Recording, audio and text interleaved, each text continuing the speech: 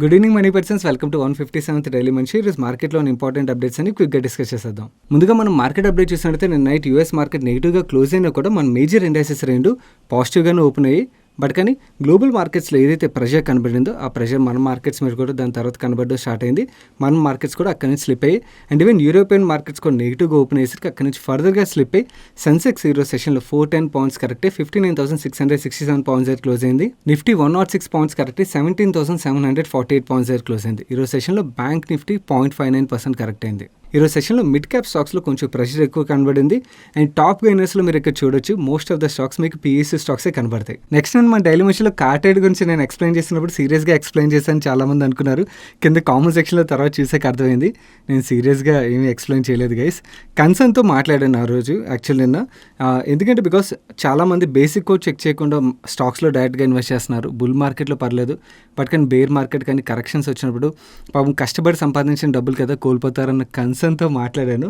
Maybe నిన్న ఏమైందంటే కార్టెడ్ గురించి ఎప్పుడైతే రికార్డ్ చేశానో ఆ రికార్డ్ చేసింది ఆల్మోస్ట్ లాస్ట్ వీడియో అప్లోడ్ చేసే ముందు రికార్డ్ చేశాను అనమాట. దాన్ని యాక్చువల్లీ కార్టెడ్ గురించి ఆస్క్ మనీ పర్ షోలో ఎక్స్ప్లెయిన్ చేద్దాం అనుకున్నాను, బట్ కానీ అప్పటి వరకు కూడా ఆగేటట్లేరు, చాలామంది అడుగుతున్నారు కదా అని చెప్పి లాస్ట్లో యాడ్ చేసిన పాయింట్ అది. సో వీడియో తొందర రిలీజ్ చేయాలి కదా అని కంగారులోని మాట్లాడుతున్నప్పుడు మేబీ నా టోన్ మీకు అలా అనిపించి ఉండొచ్చు. నేను సీరియస్గా అయితే మాట్లాడలేదు, కాకపోతే ఒక కన్సర్న్తో అయితే మాట్లాడాను డెఫినెట్లీ. కార్టెడే కాదు, ఆ టైంలో ఐపీఓగా వచ్చిన కంపెనీస్ ఏవైతున్నాయో చాలా వరకు చాలా కంపెనీస్ ఎక్సెప్ట్ ఎక్స్ఆర్ఓ, ఎందుకంటే ఎక్స్ఆర్ఓ మీద ఎక్కువ మంది ఫోకస్ చేయలేదు. మనం తప్పించి చాలామంది ఎక్స్ఆర్ఓని ఇగ్నోర్ చేస్తారు. ఎక్స్ఆర్ఓ తప్పించి most of the IPOs either IPO price దగ్గరలో కానీ లేకపోతే ఐపీఓ ప్రైస్ బిలోలో కానీ ట్రేడ్ అవుతుంది. లైక్ కృష్ణ గురించి మాట్లాడుకోవాలంటే కృష్ణ అయితే ఏకంగా ఎంతలా కరెక్ట్ అయిపోయిందంటే ఇప్పుడు 13 PE మల్టిపుల్లో దొరుకుతుంది. 13 PE multiple for a diagnostic chain is very very good valuation కదా. అండ్ ఇన్ఫ్యాక్ట్ మీరు మిగిలిన డయాగ్నోస్టిక్ చైన్స్తో కంపేర్ చేశారనుకోండి, వీళ్ళు PE మల్టిపుల్ చాలా తక్కువ ఉంది. యాక్చువల్లీ కంపేర్ చేయలేము, ఎందుకంటే బికాస్ మిగిలిన వాళ్ళ బిజినెస్ మోడల్ వేరు, డయాగ్నోస్టిక్ చైన్లో వీళ్ళ బిజినెస్ మోడల్ వేరు. ఆబ్వియస్లీ వీళ్ళకి గవర్నమెంట్తో రిలేషన్ ఉన్నది కాబట్టి వీళ్ళు PE మల్టిపుల్ తక్కువలోనే దొరుకుతుంది, కాకపోతే మరీ ఇంత తక్కువలో దొరకదు. వీళ్ళు సిమిలర్ ఏదైతే రెవెన్యూస్లో గ్రోత్ డెలివర్ చేశారో సిమిలర్ గ్రోత్ను మాత్రం డెలివర్ చేయగలిగినట్టయితే స్టాక్ డెఫినెట్లీ రీరేటింగ్ అయ్యే ఛాన్స్ ఉంటుంది. బట్ కానీ ఈవెన్ ఇలాంటి స్టాక్ కూడా, కృష్ణ గురించి ఎందుకు మాట్లాడుతున్నా అంటే ఇలాంటి స్టాక్ కూడా ఐపీఓ లిస్ట్ అయిన తర్వాత లిస్టింగ్లో గెయిన్స్ రాలేదని చెప్పి చాలామంది ఫ్రస్ట్రేషన్లో అమ్మేస్తున్నారు. సో నా వ్యూ పాయింట్ ఏంటంటే మన స్టాక్ని ఎప్పుడు ఓన్లీ ప్రైస్ ఆధారంగా మళ్ళీ రిపీట్ చేస్తున్నాను, ఓన్లీ ప్రైస్ ఆధారంగా మనం డెసిషన్ తీసుకోకూడదు. We should have fundamental reasons కూడా. సో ఇతర వాళ్ళ ప్రాఫిటబిలిటీలో కానీ, మేనేజ్మెంట్ రిలేటెడ్గా కానీ, కాంపిటీషన్ రిలేటెడ్గా కానీ, ఇండస్ట్రీ రిలేటెడ్గా కానీ మనకి ఏదైనా వ్యూ దొరికినప్పుడు అప్పుడు డెసిషన్ తీసుకోగలమే, కానీ ఓన్లీ ప్రైస్ కరెక్ట్ అయింది కదా అని చెప్పి మనం భయపడి కంగారు పడకూడదు. So that is what I want to convey. But కానీ మేబీ నేను వీడియో తొందరగా రికార్డ్ చేయాలని కంగారులోని నేను ఫాస్ట్గా చెప్పే టోన్లో మీకు సీరియస్గా చెప్పినట్టు అనిపించి ఉండొచ్చు. నేనైతే అసలు సీరియస్గా చెప్పలేదు, ఓన్లీ కన్సర్న్తో చెప్పాను. అయినా నేను ఎందుకు సీరియస్ అవ్వాలి? ఎండ్ ఆఫ్ ది డే మీరు కష్టపడి సంపాదించిన డబ్బులు కదా, మీరు డబ్బులు కోల్పోతారన్న ఓన్లీ కన్సర్నే తప్పించి నాకు అసలు కోపమే లేదు. నెక్స్ట్ గుల్షన్ పాలీ నుంచి ఒక అప్డేట్ వచ్చింది. వీళ్ళు grain based distillery capacity ethanol blending కోసం ఈ గ్రెయిన్ బేస్డ్ డిస్టిలరీ కెపాసిటీని వీళ్ళు ఏదైతే సెటప్ చేయడానికి ఎన్విరాన్మెంట్ క్లియరెన్స్ కోసం అప్లై చేశారో ఆ ఎన్విరాన్మెంట్ క్లియరెన్స్ వీళ్ళకి వచ్చినట్టుగా. సో ఈ ఎన్విరాన్మెంట్ క్లియరెన్స్ రావడం ద్వారా వీళ్ళు 500 KLD డిస్టిలరీ కెపాసిటీని అండ్ అలాగే జనరేషన్ పవర్ ప్లాన్ని సెటప్ చేయబోతున్నట్టుగా అప్డేట్ షేర్ చేస్తున్నారు. ఈ అప్డేట్తో మార్నింగ్ టెలిగ్రామ్ ఛానల్లో షేర్ చేసిన స్టాక్స్ టు వాచ్ టుడేలో గుల్షన్ పాలీని ఇంక్లూడ్ చేసాం. ఈ అప్డేట్తో ఈరోజు సెషన్లో గుల్షన్ పాలీ స్టాక్ పాజిటివ్గా రియాక్ట్ అయ్యి 5% అప్పర్ సర్క్యూట్లో లాక్ అయిపోయింది. నెక్స్ట్ మన కంట్రీలో pure play solar cell and module manufacturing company అయిన వెబ్సాల్ నుంచి ఒక అప్డేట్ వచ్చింది. అండ్ ఈ వెబ్సాల్ మ్యానుఫ్యాక్చర్ చేసే సోలార్ మాడ్యూల్స్ కి government of India approved module manufacture status ఇచ్చినట్టుగా అండ్ అలాగే వీళ్ళకి BIS and IEC 61215 certification receive చేసుకున్నట్టుగా షేర్ చేస్తున్నారు. దీనివల్ల వెబ్సాల్కి వచ్చే అడ్వాంటేజ్ ఏంటంటే గవర్నమెంట్ ఆఫ్ ఇండియా ఒక వేరియస్ ప్రాజెక్ట్స్లోని వీళ్ళు మాడ్యూల్స్ని సేల్ చేయడానికి వీళ్ళకి ఎలిజిబిలిటీ దొరుకుతుంది. సో దీంతో వెబ్సాల్ ఎనర్జీ సిస్టమ్ స్టాక్ ఈరోజు సెషన్లో 7.88% పెరిగింది. నెక్స్ట్ రోపోస్ అనే షార్ట్ వీడియో ప్లాట్ఫామ్ రన్ చేసే గ్లాన్స్ ఇన్మోబి అనే కంపెనీ ఏదైతే ఉన్నదో ఈ కంపెనీలోని రిలయన్స్ ఇండస్ట్రీస్ స్టేక్ని అక్వైర్ చేయబోతున్నట్టుగా అప్డేట్స్ వస్తున్నాయి. ఆల్రెడీ గ్లాన్స్ ఇన్మోబిలో గూగుల్ అయితే ఇన్వెస్ట్ చేసింది అండ్ ఈ కంపెనీలో రిలయన్స్ ఇండస్ట్రీస్ $300 million ఇన్వెస్ట్ చేయబోతున్నట్టుగా అండ్ ఈ transaction as soon as next few వీక్స్లో కంప్లీట్ అవబోతున్నట్టుగా చెప్తున్నారు. ఈ గ్లాన్స్ ఇన్మోబిలో ఆల్రెడీ గూగుల్ ఇన్వెస్ట్ చేసింది. సో గూగుల్ రిలయన్స్ ఆల్రెడీ పార్ట్నర్షిప్లో మొబైల్ లాంచ్ చేయబోతున్నారు కదా, సో ఆ ప్లాన్లో భాగంగా రిలయన్స్ ఇండస్ట్రీస్ ఈ కంపెనీలో స్ట్రాటజిక్ ఇన్వెస్ట్మెంట్ చేస్తున్నట్టుగా రాస్తున్నారు ఈ ఆర్టికల్లో. సో రిలయన్స్ బాగా గ్రో అవుతున్న షార్ట్ వీడియో కంటెంట్ బిజినెస్లోకి ఎంటర్ అవుతున్నట్టుగా మనకు అర్థమవుతుంది. Next night CNBC Awaaz news anchor దగ్గర నుంచి ఒక అప్డేట్ వచ్చింది. అప్డేట్లో ఆయన ఏం షేర్ చేస్తున్నారంటే CBIC క్యాపిటల్ యాక్టివ్ ఇంపోర్ట్స్ మీద యాంటీ డంపింగ్ డ్యూటీ విధించినట్టుగా షేర్ చేస్తున్నారు. అండ్ మన కంట్రీలో GSFC వాళ్ళు 2 మ్యానుఫ్యాక్చరింగ్ ఫెసిలిటీస్ ద్వారా ఒకటి 20,000 టన్స్ పర్ యానం, ఇంకోటి 50,000 టన్స్ పర్ యానం కెపాసిటీతోని ఈ క్యాపిటల్ యాక్టివ్ని మ్యానుఫ్యాక్చర్ చేస్తున్నట్టుగా షేర్ చేస్తున్నారు. సో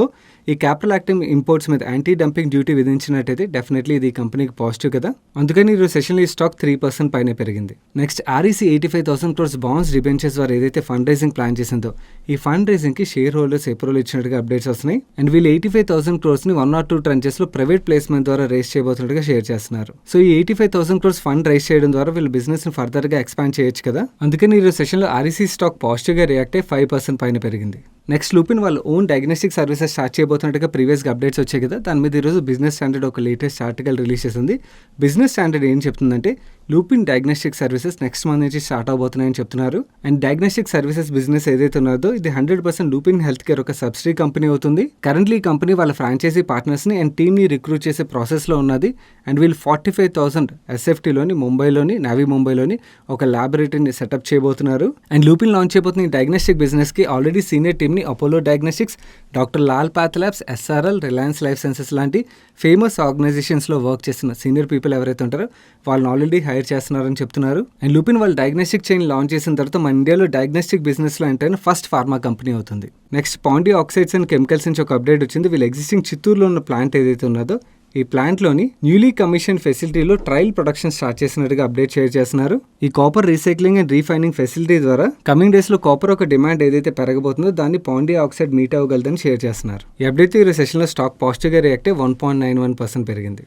నెక్స్ట్ వర్ల్పూల్ ఇండియా నుంచి ఒక అప్డేట్ వచ్చింది. వీళ్ళు ఎలికా PB అనే కంపెనీలో మెజారిటీ స్టేక్ ని అక్వైర్ చేయబోతున్నట్టుగా అప్డేట్ షేర్ చేశారు. ఎలికా విషయంకి వచ్చేటప్పుడు మీరు ఇక్కడ ఇమేజ్ లో చూడొచ్చు కిచెన్ చిమ్నీస్ ని అండ్ అలాగే ఫ్రీ స్టాండ్ అప్లయన్సెస్ ని బిల్ట్ ఇన్ అప్లయన్సెస్ ని మ్యానుఫ్యాక్చర్ చేస్తుంటారు. ఈ కంపెనీలో ఆల్రెడీ వర్ల్పూల్ కి 49% స్టేక్ ఉన్నది. ఇప్పుడు అనదర్ 38% స్టేక్ ని $57 million కి అక్వైర్ చేయబోతున్నట్టుగా వీళ్ళు అప్డేట్ ని షేర్ చేస్తున్నారు. ఈ ఎక్విజిషన్స్ తో ఎలికాలోని వీళ్ళ స్టేక్ 87% ఇంక్రీజ్ అవున్నది. ఈ అప్డేట్ ఈ సెషన్ లో వర్ల్పూల్ స్టాక్ పాజిటివ్ గా రియాక్ట్ అయింది. నెక్స్ట్ మన సబ్స్క్రైబర్లో చాలా మంది లాస్ట్ 1 to 2 వీక్స్గా BPL స్టాక్ గురించి మాట్లాడమని కంటిన్యూస్గా కామెంట్ సెక్షన్లో అడుగుతున్నారు. ఆనెస్ట్లీ నేను ఈ స్టాక్ని అయితే ట్రాక్ చేయట్లేదు, కానీ ఇంతలా అడుగుతున్నారు కదా అని చెప్పి చెక్ చేసేసరికి ఈ స్టాక్ August 23 నుంచి చూసినట్టయితే బ్యాక్ టు బ్యాక్ అప్పర్ సర్క్యూట్లో హిట్ చేసి 248% పెరిగింది. ఈ స్టాక్ ఎందుకు ఇలా పెరుగుతుందని రీజన్ చెక్ చేసినప్పుడు నాకు అర్థమైంది ఏంటంటే బేసికలీ వీళ్ళకి ఫ్లిప్కార్ట్తో డీల్ ఉన్నది. ఇది చాలా పాత 2015లో టైప్ ఉన్నది. సో ఎక్స్క్లూజివ్లీ వీళ్ళ ప్రొడక్ట్స్ అని ఫ్లిప్కార్ట్లో వీళ్ళు సేల్ చేస్తుంటారు. అదొకటైతే దీంతోపాటు ఎడిషనల్గా రిలయన్స్ రీటైల్ ఏదైతే ఉన్నదో ఈ Reliance retail BPL brand use చేసుకుని వీళ్ళు కన్స్యూమర్ ఎలక్ట్రానిక్ గూడ్స్ని మ్యానుఫ్యాక్చర్ చేసి వాళ్ళ స్టోర్స్ ఏవైతే ఉన్నాయి కంట్రీ మొత్తం స్టోర్స్లోని సేల్ చేయబోతున్నట్టుగా ఒక ఆర్టికల్ లాస్ట్ 1 monthగా కంటిన్యూస్గా సర్క్యులేట్ అవుతున్నట్టు అర్థమవుతుంది. ఈ ఆర్టికల్ రిలేటెడ్గా ఆథెంటిసిటీ కోసం వీళ్ళ యాన్యువల్ రిపోర్ట్ ఓపెన్ చేసి చూశాను. వీళ్ళ యాన్యువల్ రిపోర్ట్లో ఈ డీల్ గురించి క్లియర్గా మెన్షన్ చేశారు. వీళ్ళకి రిలయన్స్ రీటైల్తో ఏప్రిల్ 2020లో టైప్ అయినట్టుగా ఆల్రెడీ సెప్టెంబర్ 2020లో రిలయన్స్ రీటైల్ BPL బ్రాండ్ మీద 3 మోడల్స్ టీవీ మోడల్స్ని వాళ్ళ స్టోర్స్లో సేల్ చేయడం స్టార్ట్ చేసినట్టుగా వీళ్ళు అప్డేట్ షేర్ చేశారు. బట్ కానీ అన్ఫార్చునేట్లీ కోవిడ్ ఒక ఇంపాక్ట్ వల్ల సేల్స్లో పెద్ద ట్రాక్షన్ లేదు అని చెప్పి వీళ్ళ యాన్యువల్ రిపోర్ట్లో అయితే క్లియర్గా మెన్షన్ చేశారు. అండ్ ఈ August 2021 నుంచి వీళ్ళు రీటైల్ నెట్వర్క్ని ఎక్స్పాండ్ చేయబోతున్నట్టుగా వీళ్ళ యాన్యువల్ రిపోర్ట్లో మెన్షన్ చేశారు. సో అందుగురించి ఈ స్టాక్లో ఆగస్ట్ నుంచి అంత మూమెంటం అయితే కనబడుతుంది. అండ్ ఈ పీరియడ్లోని ఈ స్టాక్ 248% పెరిగిందంటే బ్యాక్ టు బ్యాక్ అప్పర్ సర్క్యూట్లు హిట్ చేస్తూ బాగా పెరిగిపోయింది కదా. సో ఇంతలా పెరిగిపోయిన స్టాక్లో మనం రిస్క్ తీసుకోవడం బేసికల్ మార్జిన్ ఆఫ్ సేఫ్టీ ఏదైతే ఉంటుందో అది కంప్లీట్లీ జీరో అయిపోతుంది. సో ఇక్కడ నుంచి అంటే మీరు లక్కీలీ మీకు ఏమైనా అలొకేషన్ దొరికి దాని తర్వాత ఇంకా పెరిగింది అనుకోండి you might gain something. But కానీ ఒకవేళ కరెక్ట్ అవ్వడం స్టార్ట్ అయింది అనుకోండి ఇలాంటి స్టాక్స్లో కరెక్ట్ అయినప్పుడు మనకి ఎగ్జిట్ అవ్వడానికి కూడా ఆప్షన్ దొరుకుతుంది. సో కొంచెం జాగ్రత్తగా ఉండండి. ఇలాంటి స్టాక్స్లో బేసికలీ ఏంటంటే ఇలాంటి టర్న్ అరౌండ్ స్టోరీలు ఏవైతే ఉంటాయో ఇలాంటి టర్న్ అరౌండ్ స్టోరీస్లో ఎర్లీ స్టేజ్లో మనకి ఎంట్రీ దొరికింది అనుకోండి that's a different thing all together. But కానీ బాగా ర్యాలీ అయిపోయిన తర్వాత అది కూడా 150-200% పైన ర్యాలీ అయిపోయిన తర్వాత మనం ఎంటర్ అవ్వడానికి ప్రయత్నించామంటే చాలా కొంచెం హయ్యర్ ప్రైస్లో ఎంటర్ అవుతుంటాం కాబట్టి రిస్క్ ఎక్కువగా ఉంటుందని గుర్తుంచుకోండి. Next central bank of India నుంచి ఒక అప్డేట్ వచ్చింది. లీడింగ్ రేటింగ్ ఏజెన్సీ అని ఇక్కడ వీళ్ళ క్రెడిట్ రేటింగ్ని A+గా రీఫ్రేమ్ చేస్తూ రేటింగ్ అవుట్లుక్ని స్టేబుల్కి రివైజ్ చేసింది. సో ఈ రేటింగ్ అప్డేట్తో central bank of India stock పాజిటివ్గా రియాక్ట్ అయ్యి ₹20.90 దగ్గర క్లోజ్ అయింది. నెక్స్ట్ నేను మార్కెట్ క్లోజ్ అయిన తర్వాత ఎన్టీపీసీ నుంచి ఒక ఎక్స్చేంజ్ ఫైలింగ్ వచ్చింది. ఎకనామిక్ టైమ్స్లో ఎన్టీపీసీ 1.9 గిగావాట్ వర్త్ సోలార్ ప్రాజెక్ట్ని విన్ అయినట్టుగా ఒక ఆర్టికల్ వచ్చింది. ఆ ఆర్టికల్ మీద వీళ్ళు క్లారిఫికేషన్ ఇస్తూ మేము 1.9 గిగావాట్ వర్త్ సోలార్ ప్రాజెక్ట్ ఆర్డర్ని విన్ అయినట్టుగా వీళ్ళు షేర్ చేశారు. ఈ మేజర్ ఆర్డర్ విన్ అప్డేట్ ఈ సెషన్లో స్టాక్ పాజిటివ్గా రియాక్ట్ అయ్యి 3.74% పెరిగింది. నెక్స్ట్ నేను మార్కెట్ క్లోజ్ అయిన తర్వాత ఐడిబిఐ బ్యాంక్ నుంచి ఒక ఎక్స్చేంజ్ ఫైలింగ్ వచ్చింది. ఎక్స్చేంజ్ ఫైలింగ్లో వీళ్ళు ఏం అప్డేట్ చేస్తున్నారంటే ఇక్కడ వీళ్ళ క్రెడిట్ రేటింగ్ని ఏ నుంచి A+కి అప్గ్రేడ్ చేసినట్టుగా ఎక్స్చేంజ్ ఫైలింగ్ రిలీజ్ చేశారు. ఈ క్రెడిట్ రేటింగ్ అప్డేట్తో పాటు ఐడిబిఐ బ్యాంక్ ప్రైవేటైజేషన్ రిలేటెడ్గా గవర్నమెంట్ ఆఫ్ ఇండియా ఆర్బీఐని అప్రోచ్ అయినట్టుగా కూడా వేరియస్ బిజినెస్ ఆర్టికల్స్లో అప్డేట్ రావడంతో ఈరోజు సెషన్లో ఐడిబిఐ బ్యాంక్ స్టాక్ పాజిటివ్గా రియాక్ట్ అయ్యి 9% పైన పెరిగింది. నెక్స్ట్ ఈరోజు సెషన్లో ఎయిర్టెల్ స్టాక్ నియర్లీ 4% వరకు కరెక్ట్ అయింది కదా. దానికి రీజన్ చూసినట్టయితే జియో తన పాపులర్ ప్రీపెయిడ్ ప్లాన్స్ ఏవైతే ఉన్నాయి 249, 555 అండ్ 599 ప్లాన్స్లోని 20% క్యాష్ బ్యాక్ ఆఫర్ చేస్తున్నట్టుగా అప్డేట్స్ వస్తున్నాయి. రిలయన్స్ జియో వాళ్ళ ప్లాన్స్ మీద క్యాష్ బ్యాక్ ఆఫర్ చేయడం వల్ల ఎయిర్టెల్కి ఎందుకు నెగిటివ్ అంటే సింపుల్ థింగ్ గైస్. మార్కెట్ ఏం ఎక్స్పెక్ట్ చేస్తుంది, టెలికాం కంపెనీస్ కన్సల్టేషన్ వల్ల వీళ్ళు ఆఫర్ చేసే ప్లాన్స్ ఏవైతే ఉన్నాయి ఈ ప్లాన్స్ యొక్క టారిఫ్స్ని గ్రాడ్యువల్లీ వీళ్ళు రేజ్ చేస్తారని మార్కెట్ ఎక్స్పెక్ట్ చేస్తుంది. బట్ కానీ దానికి కాంట్రరీ జియో ఇలా క్యాష్ బ్యాక్ ఆఫర్ చేసేసరికి ఈ సెషన్లో భారతీయ ఎయిర్టెల్ స్టాక్లో ప్రెషర్ కనబడింది. అండ్ భారతీయ ఎయిర్టెల్ రిలేటెడ్గా మార్కెట్ క్లోజ్ అయిన తర్వాత ఒక అప్డేట్ వచ్చింది. ఇది వీళ్ళకి పాజిటివ్ అప్డేట్. క్రిసిల్ వీళ్ళు లాంగ్ టర్మ్ క్రెడిట్ రేటింగ్ని AA నుంచి AA పాజిటివ్గా అప్గ్రేడ్ చేసి స్టేబుల్ అవుట్లుక్ ఇచ్చింది. Next coal India management CNBC TV18కి ఇంటర్వ్యూ ఇస్తూ డొమెస్టిక్ కోల్ డిమాండ్ చాలా హైగా ఉన్నది. ఫైనాన్షియల్ 22లోని 710 to 730 మెట్రిక్ టన్ కోల్ని డిస్పాచ్ చేయబోతున్నట్టుగా చెప్తున్నారు. అండ్ ఈ ఆప్షన్ ప్రైజెస్ ఎలివేటెడ్ లెవెల్లో ఉన్నాయి. కరెంట్లీ 40 to 50% ప్రీమియంలో ట్రేడ్ అవుతున్నట్టుగా చెప్తున్నారు. అండ్ FSA సెగ్మెంట్ అంటే ఫ్యూయల్ సప్లై అగ్రిమెంట్ సెగ్మెంట్ ఇది. ఈ సెగ్మెంట్లో 4 years తర్వాత 10% ప్రైస్ హైక్ చేయబోతున్నట్టుగా అండ్ వీళ్ళు రిసీవబుల్స్ 13,000 crores లెవెల్కి తగ్గినట్టుగా అండ్ వీళ్ళు ఎబిటా మార్జిన్స్ 30% రేంజ్లో ఉండబోతున్నట్టుగా ఎక్స్పెక్ట్ చేస్తున్నట్టు చెప్తున్నారు. అండ్ అలాగే కంపెనీ కమింగ్ ఇయర్స్లో హెల్దీ డివిడెండ్ పే చేయొచ్చు అని ఎక్స్పెక్ట్ చేయొచ్చు. అండ్ అలాగే coal demand next 10 to 15 years వరకు స్ట్రాంగ్గా ఉంటుందని అండ్ కామెంట్ చేస్తున్నట్టుగా CNBC TV18 వాళ్ళు రిపోర్ట్ చేస్తున్నారు.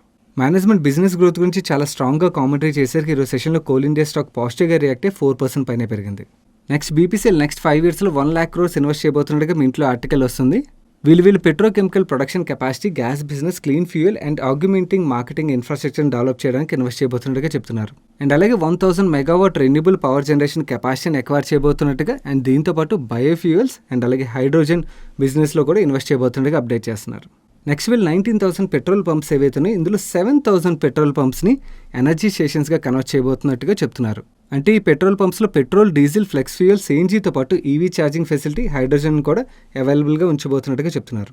Next rail Vikas Nigam limited నుంచి ఒక అప్డేట్ వచ్చింది. వీళ్ళకి Madhya Pradesh metro rail corporation limited నుంచి మేజర్ కాంట్రాక్ట్ వచ్చినట్టుగా రిపోర్ట్ చేస్తున్నారు.